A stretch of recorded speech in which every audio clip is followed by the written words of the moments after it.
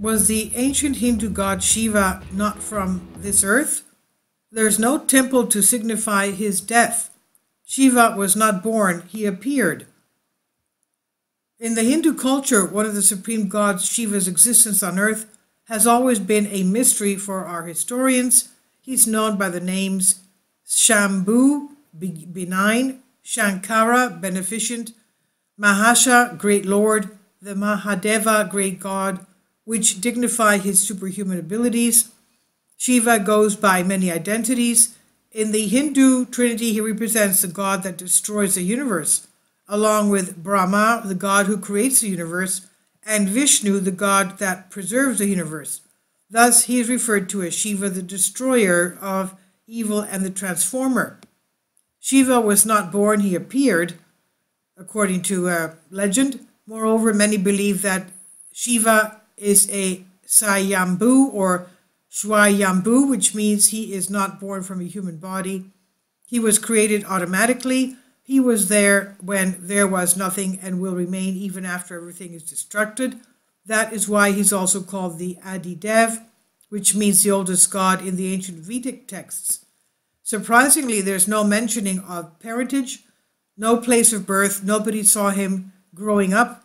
Besides, there's no record of his death because there is no significant temple that has been erected to signify the place where he took his last breath.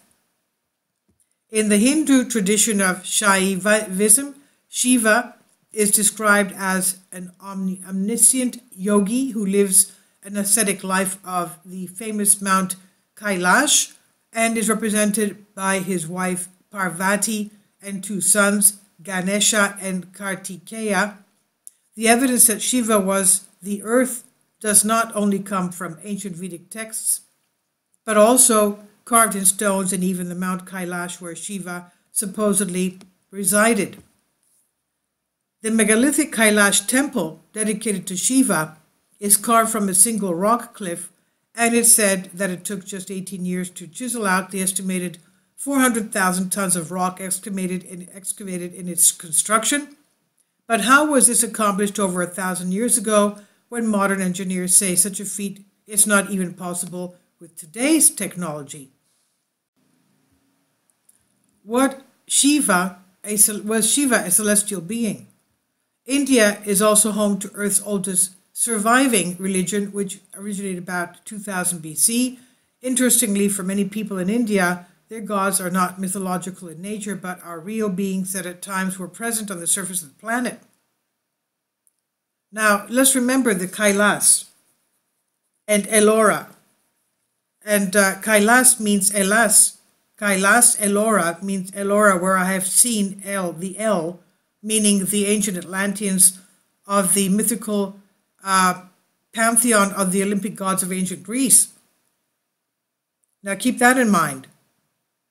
Now, Shiva is often referred to as Yaksha Swarupa in the Sanskrit text Panchaksara Stotra. Yaksha means a celestial being, like the ones that are not human and have come from elsewhere and exist in the natural environment like trees or mountains.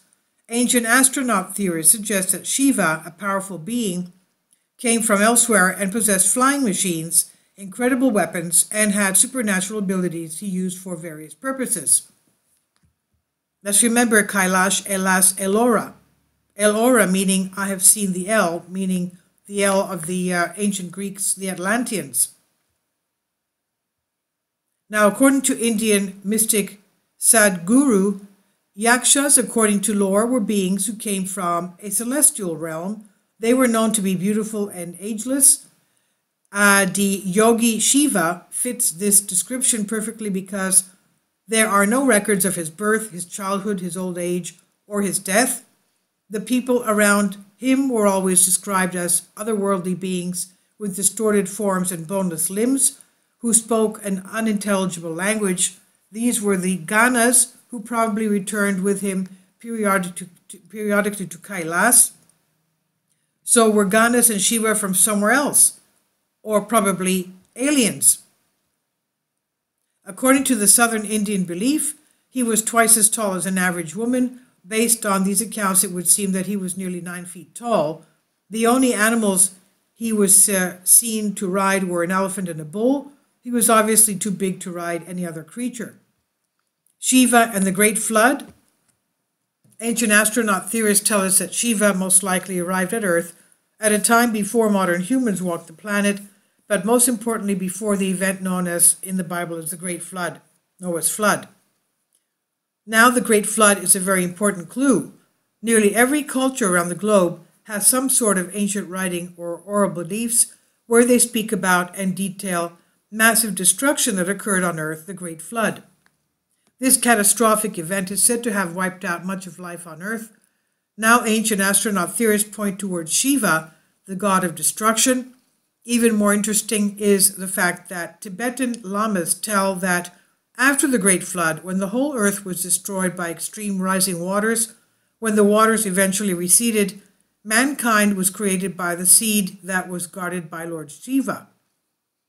There is yet another exciting story that suggests that Lord Shiva's creation was a result of an argument between Lord Brahma and Lord Vishnu. Apparently, the two lords were arguing as who was more powerful. Suddenly, a blazing pillar appeared out of nowhere and stood erect in front of the deities. Next, the deities heard an anonymous voice which told them to reach the end of the pillars. Adhering to the command, the deities began their voyage to find the end of the pillar, to only return empty-handed. Once they gave up, they found Lord Shiva waiting for them, and they realized that an indestructible power rules the world, and the eternity of the pillars symbolize the eternity of Shiva.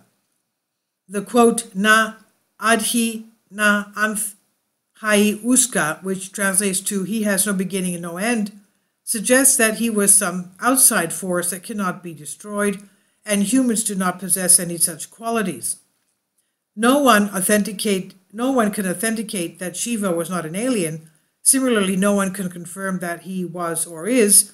Speculations always prevail, and so do theories, and these theories might sound logical. However, the logical approach is not always the best, especially when mentioning such divine powers and mythologies and legends. And this was published on House and Weiss on Collective Spark. Please leave your comments, and thank you for your support. Kindly support my Patreon account. The daily posts are 5 videos daily, and they are totally different from what I have on my YouTube channel. Thank you so much for your support, and that you find all my content so interesting. You'll find the Patreon account details in the description box below.